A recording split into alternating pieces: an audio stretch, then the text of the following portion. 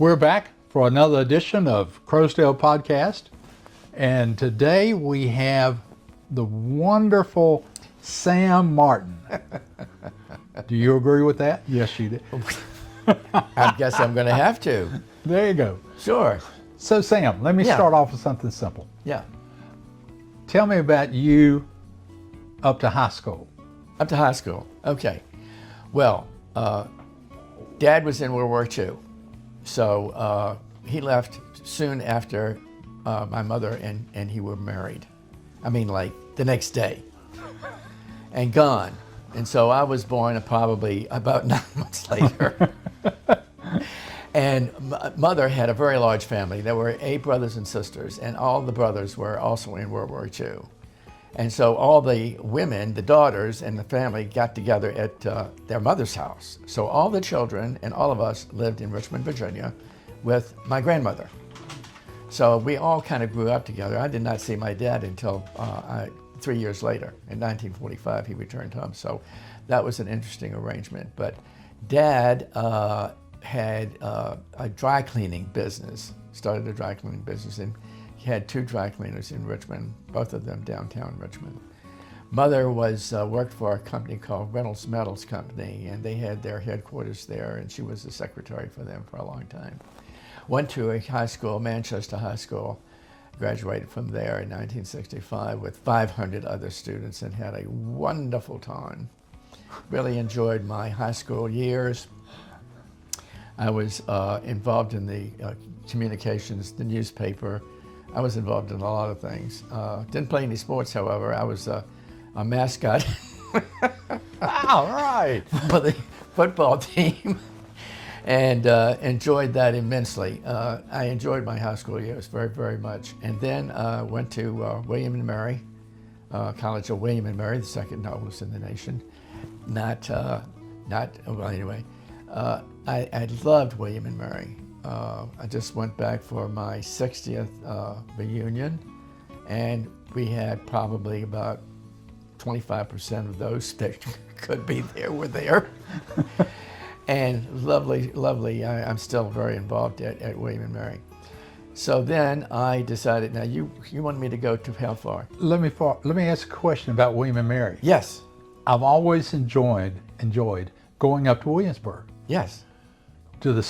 Are there any students or a lot of students who have part-time jobs at William and Mary or work there? You mean while we were there? Yeah. Oh my gosh, yes. All over the place. In fact, I was a waiter at the King's Arms Tavern. Ah. I was on the Order of the White Apron. Order of the White Apron? Yes, indeed. And so, yeah, that was not uncommon at all. Okay, I just wondered because it there seemed were like it'd be a great opportunity. Lots of jobs. And Colonial Williamsburg, has grown tremendously since then. But there were, I would say, at least 25% of the student body had jobs in Williamsburg. Okay. Yeah, absolutely. All right. Now, I know that you also joined the services. Yes, I did. And how long and where? Okay.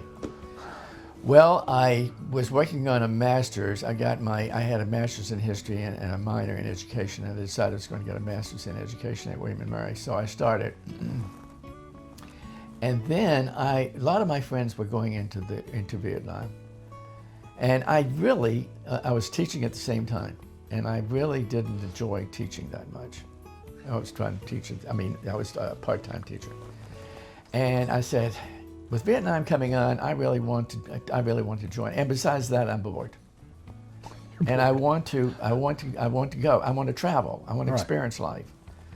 And so I did. I joined the Air Force, the service, and I went to officer training school at Lackland Air Force Base, and that was in September of 1966. Got out of there in November of 1966. And I have loved the Air Force ever since then. It was a great career. I started out as an education and training officer at Whiteman Air Force Base, Missouri. And so I was in charge of most of the ground training, general military training. I was a squadron commander. And I really enjoyed, the greatest thing about the United States Air Force are the people. The people make the service. And it's the same thing here at Crowsdale. I mean, it's kind of a comparison with the residents and so forth. But anyway, after that, I was bored again, and I decided to go into intelligence. So I went to intelligence schools at Larry Air Force Base. I know you're amazed at that. But I went into intelligence school there and ended up at Shaw Air Force Base, just down the road, in a squadron there, the O2 squadron. This is like a Cessna, souped up Cessna, and they're forward air controllers. And what your job is, you either fly with the pilot or you're on the ground saying, this way, the pilot's over here, or pick this person up, and so forth and so on. And the commander of that squadron decided he wanted me to come up and be his administrative assistant for whatever reason. And I did, and I enjoyed it. And then the next thing I know, I got orders to Korea, to South Korea, Osan Air Force Base in intelligence. And I was in there with 39 other intelligence officers, 39. And I said, okay, this is not for me. This is too many people. And so there was an advertisement from a general that was in Seoul, United Nations Command, and I volunteered for the job, and I competed for the job, and I got the job. So I moved to Seoul, and that started an entirely different phase of my career. He was a major general and in charge of operations for the United Nations Command, and I was his executive officer and aide. And I loved it. And as a result of that, when he left, and this is what begins the career really, is that he took me with him to Washington, to the Pentagon, because he was promoted to the vice director of the Joint Staff. So you've heard of the Pentagon and you've heard of the Joint Staff, where you've got Army, Navy, and Air Force, but what runs the building is the chairman of the Joint Chiefs of Staff and the Joint Staff. And he was the major general in charge of the Joint Staff there. And so I went there and I said, well, what am I going to do? He said, well, you're going to be working for the chairman. I said, doing what? He said, well, you're going to drive out to Andrews and you're going to pick all the sinks that come in and you're going to take care of them. There are going to be 2 suites on the E-wing, which goes all around the building, river entrance. And he said, you're going to have 2 suites, you're going to have a staff down there to take care of them, just like you would have your own staff in the squadron. And you're going to take care of them. You're going to go out to meet them, and whatever they want, you're going to do it. And I said, great. And I did. And I was working for Admiral Thomas Moore, greatest guy in the world, chairman of the Joint Chiefs of Staff, wonderful man. And he had all these hats he had collected from all these sinks all over the world. And the first time I was in his office, I said, that is a really nice hat up there. And he said, okay, well, I want you to wear it when you come in there. Anyway, he was a delightful person to work for. And that kind of started me off. And I thoroughly enjoyed that. And as a matter of fact, one of the 4 stars that came into the building was General George Eade. And he said, I would like for you to come back and work for me in Stuttgart. He was the deputy commander of your forces in Europe, and was working for General Goodpaster, which is SHAPE, Supreme Allied Commander in Europe. So he's the guy that ran the American forces in Europe during that time, which we're looking at about 1972 to 5, something like that. And he was replaced by General Haig. Anyway, I won't get into details. He was a very difficult man to work for. He was a charming man, but very difficult. And so I stayed with him, and then here we go again. The guy in the Pentagon decided, he said, I'm going to go to NATO headquarters in SHAPE, in Brussels, NATO headquarters. And he said, I would like for you to come there. And I said, okay. So off I went. And at that time, NATO was very small. There were 16 countries. And I got involved with the aides there and had a wonderful time. As a matter of fact, the chairman of the NATO Military Committee was Sir Peter Hill Norton. He's the 5-star Admiral of the Fleet, Sir Peter Hill Norton. another incredible, wonderful person. And so my boss was his deputy, and he was a 3-star lieutenant. And we had a wonderful time. But one of the things that I can tell you about NATO, and I hope it's changed by now, they had the most difficult time making indecisions I have ever seen in my life. Even when it came to a menu for the night, I mean, they had to circulate the menu, so everybody had to know it. I mean, it was anyway. It was very interesting, but I enjoyed it, I loved it. And then finally, my boss, I was probably a major then, and he said, Sam, I'm retiring. I'm going to Omaha, and I'm going to be working for Conagra there. I said, okay, well, I'm definitely not going there. And he said, well, what do you want to do? And I said, I want to go into public affairs work. Public affairs? And I said, yes. He said, well, you're going to have to start at the bottom. I said, fine. And of all the places to send me, Pope Air Force Base in North Carolina. Okay, so I went down to Pope and started down there, and I loved it. We were in charge of taking the 82nd Airborne wherever they wanted to go. We had about 25 C-130s at the time, and I worked very closely with the public affairs people at Fort Bragg, learned a lot from them, absolutely. And went to Defense Information School in Indianapolis. I went to the University of Oklahoma and went to the short course in communications down there. And then I invited the head of the public affairs in the Pentagon, Brigadier General Harry Knowlton, and he came down to speak to the Air Force Association. I invited him down. And we just hit it off. And he said, well, how'd you like to come to the Pentagon? I said, oh dear, again? And he said, what do you mean? And I told him this story.